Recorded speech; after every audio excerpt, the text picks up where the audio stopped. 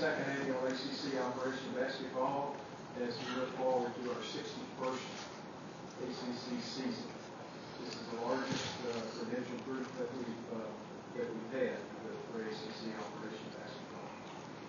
And obviously this is our first as a 15-member league. Let me begin by not only welcoming everyone, but thanking you for the coverage of the ACC, and specifically ACC basketball.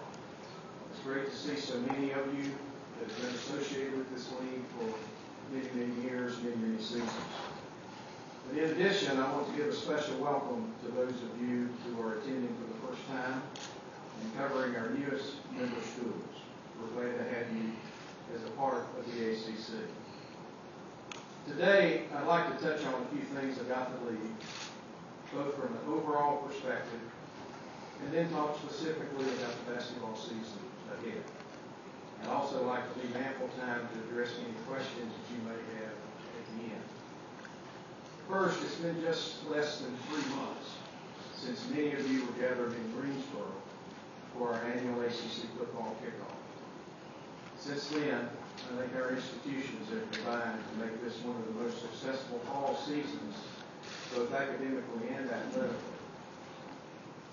In September, the annual U.S. News and World Report survey of America's best colleges was released.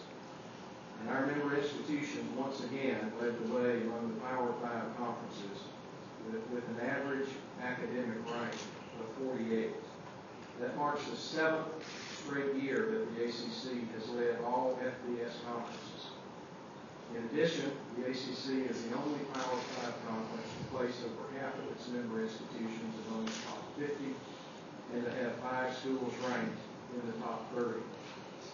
This conference's unique blend of public and private schools, with 9 publics and 6 privates, combined with outstanding institutional leadership, indicate through these rankings that the ACC continues to have the strongest collective balance of academics and athletics of any major conference.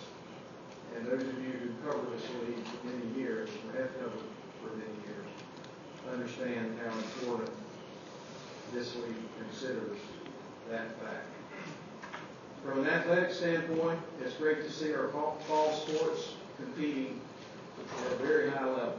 In football, this season marks the first time in league history that 3 teams have started the season 5-0 or better, and the ACC is the only league to have 3 undefeated teams remaining this week.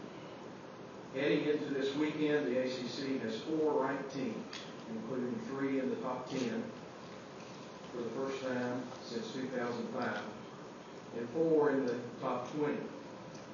Significant victories over marquee non-conference opponents, and players making their mark in the weekly highlight reels and in the Heisman discussion. It's also good to see Louisville continue to be ranked in the top 10 as well. Our Olympic sports have seen plenty of success as well. We currently have 38 ranked teams, including 16 that are in the top 10. 7 different squads have held the #1 ranking so far this fall, and our teams have combined to win almost 80% of their competitions against other conferences. In addition to these current accomplishments, our league continues to look to the future with a great deal of anticipation. As I've said before, the composition of the long-term membership of the ACC has never been stronger. Geographically, we're moving forward as a true Atlantic Coast conference, membership spanning the entire eastern seaboard and even into the Midwest with the addition of Notre Same and soon Louisville. Just within our footprint, the ACC will have the most television households and the highest population of any conference nationally. And it is also projected that by 2030, 55% of the U.S. population will lie within the northeast and southern states, prime ACC territory. The combination of our marketplace opportunities, along with the population numbers, both current and projected, give this league enormous potential in both the near and the distant future. As it relates to an ACC channel, we continue to work through the process of strategically evaluating whether a channel makes sense for our league and our television partner. The discussions with ESPN are ongoing, and our focus of making sure ACC content continues to be available anytime, any place, and anywhere remains a priority. Now, let's talk about ACC basketball and the season ahead. This year, we welcome coaches Mike Bray of Notre Same, Jamie Dixon of Pitt, and Jim Boeheim of Syracuse. Obviously, none of them are strangers to college basketball success. And when you combine the accomplishments of all 15 league coaches, the accolades are staggering, and more than any other collection of conference coaches. Here are just a few. Over 5,600 career wins. Combined winning percentage of 67%. 7 national titles. 23 Final Four appearances. And 15 national championship game appearances. This group has also recorded a winning percentage of 65% in NCAA tournament play, 66 Sweet 16 appearances, 33 regional final appearances, 11 have made at least one Sweet 16 appearance, and 6 have appeared in a regional final. When you look at the winningest programs in NCAA history, 3 of the top 5, 4 of the top 10, and 5 of the top 25 are now ACC members. I'd also like to take the opportunity to acknowledge that 3 of the 5 active Division I coaches in the Naismith Hall of Fame are at the helm of ACC programs. It includes Mike Krzyzewski, North Carolina's Roy Williams, and Syracuse's Jim Boeheim. As many of you and our coaches have indicated, this may be the strongest collection of basketball programs ever assembled in one conference, and that is exciting. As I've said, the competition within the league will be brutal, and obviously I mean that in a very positive sense. I know that I'm looking forward to it, and it should be a lot of fun for fans, players, and those of you that are covering ACC basketball alike. From a television perspective, the 2013-14 schedule features all-time highs in the number of televised games and national appearances for our league. As has been the case in recent years, every ACC-controlled basketball game will be available to our fans nationwide on one platform or another. Through our relationship with ESPN, we have the ability to maximize the platforms for every fan to see ACC basketball. From traditional television to progressive, digital, and mobile platforms like ESPN3 and Watch ESPN, ACC content is truly available everywhere. In addition to ESPN, the ACC network, through Raycom, continues to be broader than ever before, with a reach of over 68 million households and no geographic parameters on the distribution. The ACC network is now in 16 of the top 20 major markets, including New York, LA, Chicago, Philadelphia, Seattle, Phoenix, Minneapolis, Denver, Cleveland, Pittsburgh, Indianapolis, Kansas City, and Salt Lake City. The ACC app and ACC Vault continue to flourish, while the ACC digital network has made monumental strides since launching in October of 2011 and currently is the most successful conference digital network. In the last 2 years, the ACC DN has experienced exponential growth, distributing programming and highlights to millions of digital consumers. The ACC Digital Network distribution portfolio includes the industry leaders in Yahoo, USA Today Media Group, YouTube, Roku, Mobile TV, Cinecor, Sony Bravia, and hundreds of blogs and local media websites. Following the regular season, the 2014 ACC Basketball Tournament will be televised nationally by ESPN as well as on all of our syndicated ACC network channels. And once again, this year, there will be no blackouts on either platform. The upcoming regular season, obviously, will provide our fans with ACC basketball appointment viewing as well. For a third year in a row, 10 of ESPNU's broadcasts will be aired exclusively on the ACC Sunday Night Basketball package, which is preceded by a half-hour ACC Sunday Night pregame show. This year's ACC Sunday Night package tips off on Sunday, January 5th, with the North Carolina Wake Forest game. In addition to Sunday nights, ACC basketball is making its debut as part of ESPN's Big Monday, which will feature weekly Monday night league games from January 13th to March 3rd, starting at 7 p.m. each Monday evening. The ever-popular College Game Day will also make 2 stops on ACC campuses during its 8-week run. The first will be on Saturday, February 1st, for the Duke at Syracuse game, and the second will take place on Saturday, March the 8th, when North Carolina and Duke play in Cameron on the final weekend of the season. And last year we watched the University of Miami under Jim Larinaga win that program's first ever ACC title. This March, all of our teams will again travel to Greensboro for the 61st annual tournament. It will be the 25th time the event has been held at the Greensboro Coliseum, which has hosted the tournament more than any other venue. Our tournament format will continue to feature all league members, and we'll begin with 3 games on Wednesday, followed by 4 on Thursday and Friday, 2 on Saturday, and the championship game on Sunday afternoon. The top 4 seeds will continue to receive byes into Friday's quarterfinal round. Now let me stop with that, and I know there may be a number of issues that I did not address that you may have on your mind in terms of questions. So let's go to the question and answers, Amy. But let me again tell you how much I appreciate your being here, being a part of the largest turnout that we've had for this event, and for the coverage that you give Atlantic Conference basketball throughout the year. Amy? We'll start with your name.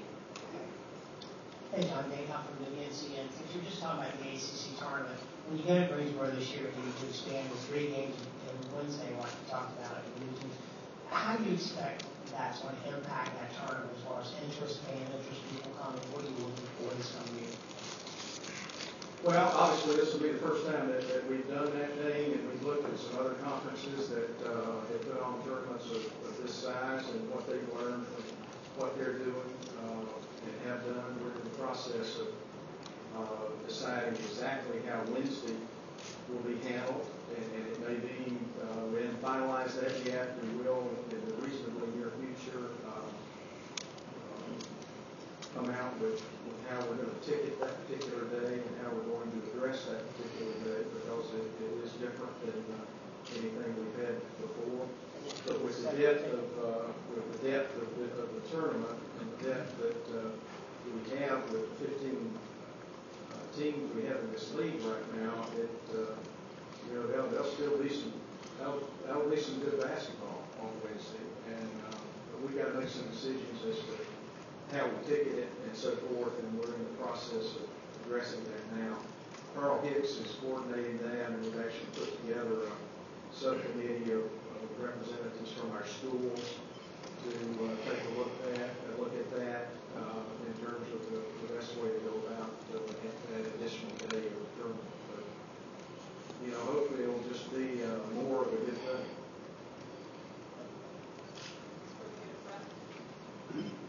Rick Freelander, Wilmington Star News. You mentioned earlier about how people were talking about this collection of teams as the best ever. After the way the national kind of agenda has gone the last couple of years, the ACC is down and slipping. How gratifying is it to have people look at the ACC basketball in that way again? Well, it's very gratifying. I mean, that's our history has been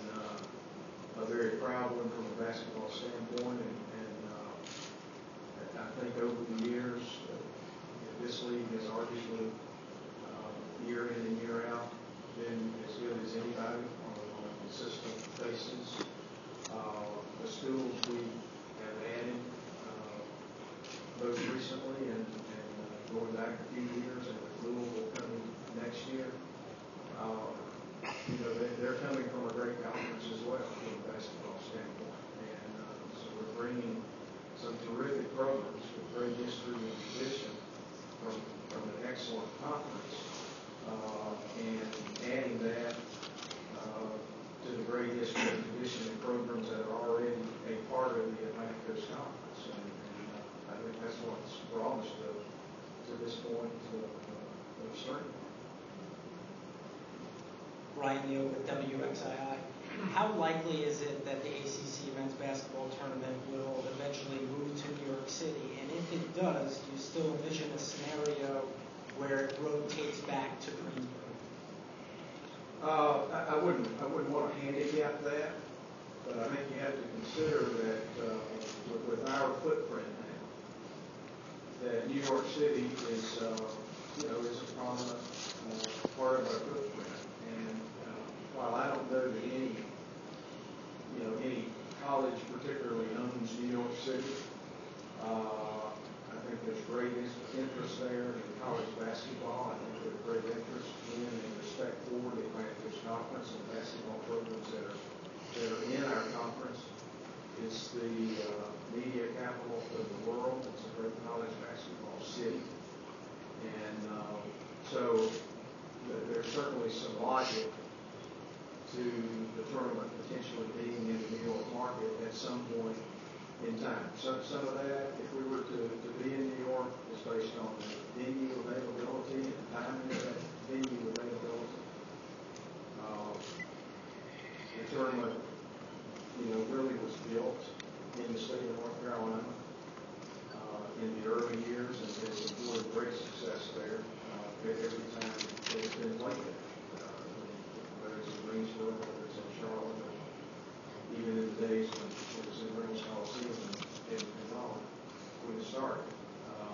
So certainly our league, for older members and newer members, have great respect for that as well. And I think the question you're asking really leads to this fact. With our footprint and the quality of institutions and programs that we have, it just gives us opportunities in front of us that we haven't had in the past. And that includes potentially being in some markets with a tournament that we've never been in.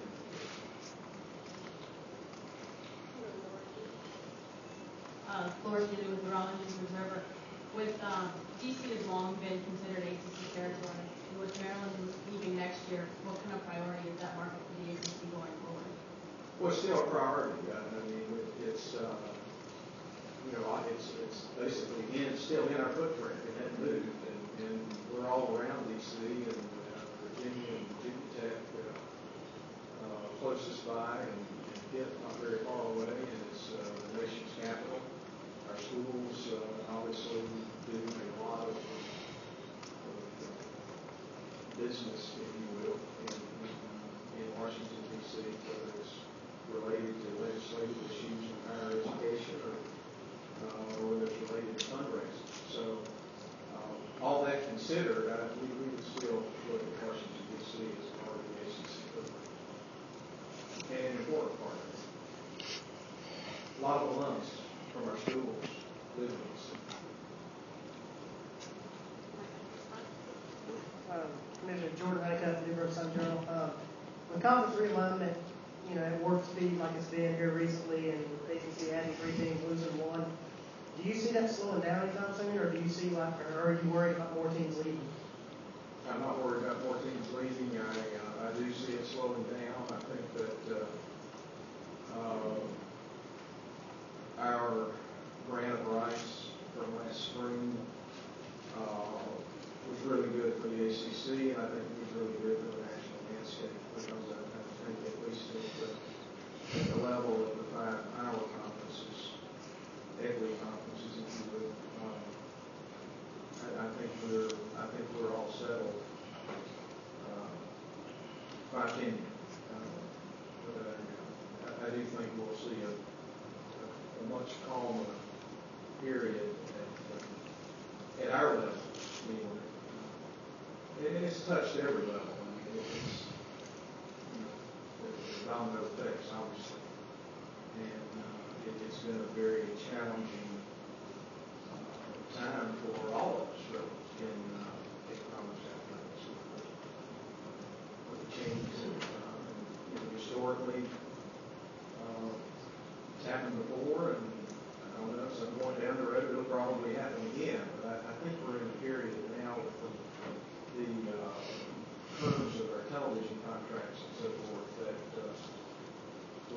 would mean that there's going to be a time of stability here for a good while. Mark Herman, Roanoke Times. Ever since the summertime, there's been a lot of buzz that there's some big changes next year, within the NCAA. What kind of changes are you hoping for, and what kind of changes are you actually expecting to happen next year? Well, I think several things.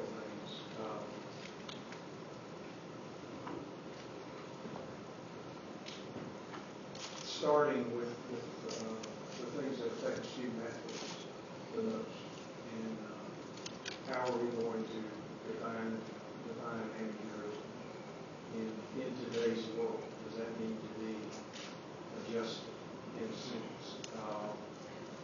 And what personally I would hope comes with that is an upward adjustment in the scholarship itself.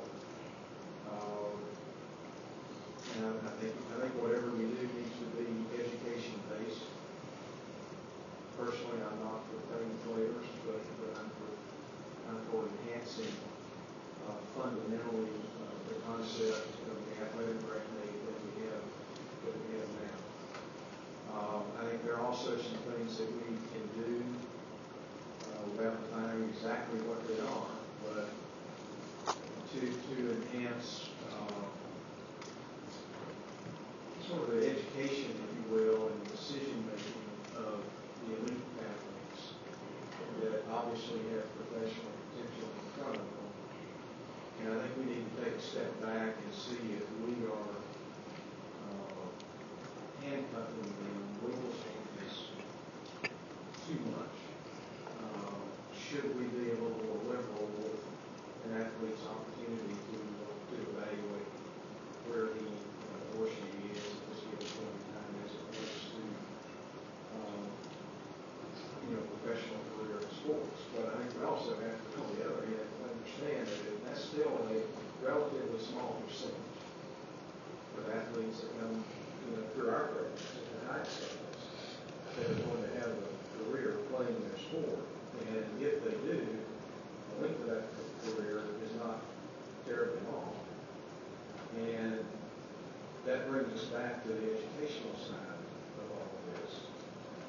And it's a reason that I feel like whatever we do needs to have an education base to it. Maybe that's a supplement, stipend to the scholarship itself. Maybe it's full cost of attendance, which conceptually sounds really good, but practically has some issues with it because of the Pell Grant dollars and so forth.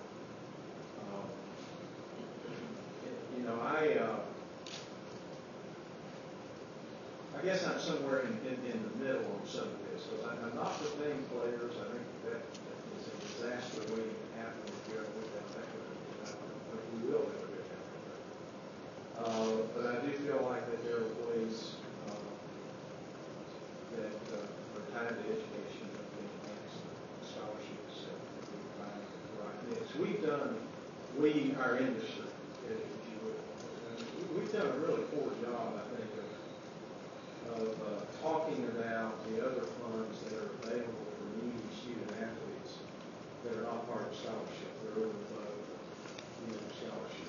We need to do a better job of that. I still think that the opportunity to get a free education at the quality of schools that, take our league as an example, in our league, and play a sport that you love, is a pretty good deal. And, but at the same time, we can't live with our heads stuck in the sand.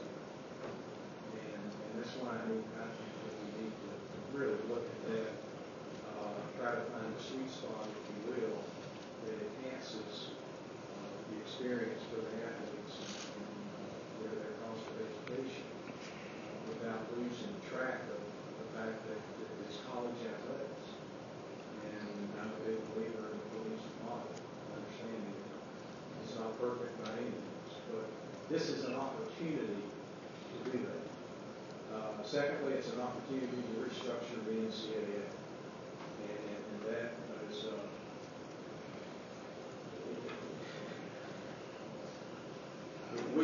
better take advantage of that opportunity, or we're going to continue to have problems as we move down the road. And it is a challenge because of the size of the organization, because of the diverse institutions that are part of the membership, the differences in School A and School B and what they want out of their athletic program.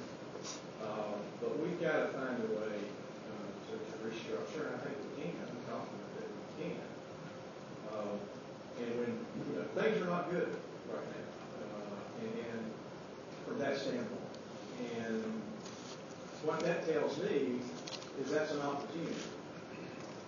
When things aren't good, it's an opportunity to step back and be honest with ourselves and try to really make some changes that are significant and meaningful. And I think we can do that. I think we can do it under what I would call the big tent. I don't know that we necessarily need to have another division to do that, but I do think that the equity conferences need a certain amount of autonomy in certain areas to deal with the issues that we deal with. And I'm confident we can get there over the next 6 to 12 months. But I think we need to, our system now is really, it's complicated, it's massive. People have a hard time keeping up with what the legislative process is and where a piece of legislation is in that process. We've taken, not by design, but unintended consequences of what we're doing now, has taken the best practitioners out of the process in large measure, and that's the athletic directors. They're pros. They're the ones who deal with this every day, 24/7. They're the ones who understand facilities. And we need to get them back involved in the process while also keeping the presidents ultimately in charge. I think that's entirely appropriate. And I think our presidents need to be dealing with the real concepts and global issues of college athletics without being pulled into the weeds, so to speak, with legislative issues that our athletic directors and other staff on campus should be dealing with. I also think we have to find a better way to handle enforcement. Obviously, that's not working well on a lot of different fronts. And again, this is a window of opportunity to deal with that as well. So there are plenty of challenges there to make change. And I think we can do it without undermining some of the basic concepts, such as, we're here to talk basketball particularly. I don't think we need to change the revenue distribution from the NCAA in terms of basketball tournament. I don't think we need to change the access to the basketball tournament. I don't think we need to change access to the Olympic Sport Championship. And if you leave those pretty much alone, and you don't really change the divisions as they exist right now, that means that those schools that are in the current divisions maintain not only the access to championship, the access to the revenue for the basketball tournament, they also maintain their ranking, and that's important to those schools particularly. So, if we're under the Big Ten, if we can give the equity conferences more autonomy, where we feel like we really need that autonomy, and can address the structure itself and get the right people doing the right things, we can make a lot of progress. If we don't, then it becomes a whole different ballgame, so to speak. And I know there are those who think another division might be done. Maybe it comes to that, but I think it can be addressed probably within the divisions. And what conference meeting was just to clarify what you? The 5 power conferences. Good job. Alex Pruitt of the Washington Post. I think for the first time since the conference inception, Duke will not go play in Maryland, and I was curious how things have changed scheduling-wise with the 3 new schools on board, and how something like that with Duke or having North Carolina State or North Carolina going to Maryland, how something like that would come about. Through the regular scheduling process, and there are different schools that don't go to different places in any 1 year to play. That's not particularly unusual. The great thing that we have in this league right now, when you look at the quality of programs, you can't have a bad home schedule in this league. You're going to have quality teams and quality brands coming in wherever you are. And with the obviously one of the things you lose when you get bigger is some people don't play each other as much. And, so that's part of the growth.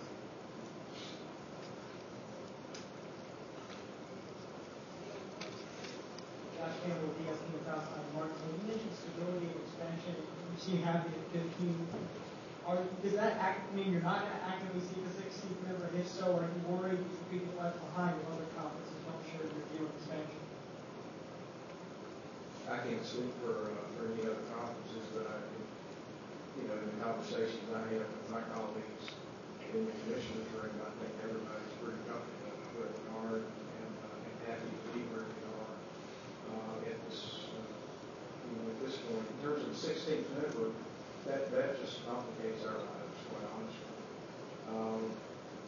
With Notre Dame's set up with our league as our 15th member, they don't participate in football